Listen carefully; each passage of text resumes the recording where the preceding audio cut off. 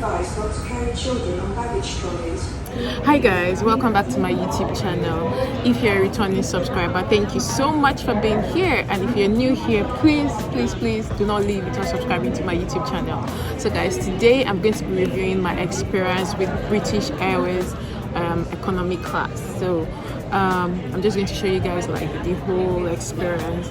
You know, I'm looking forward to like the whole flight. I'm looking forward to how the experience is going to be for me, because really this is my first time flying British Airways economy class. So yes, so if this is something that you're interested in, if you want to like see how I get to enjoy British Airways economy class, then keep watching this video.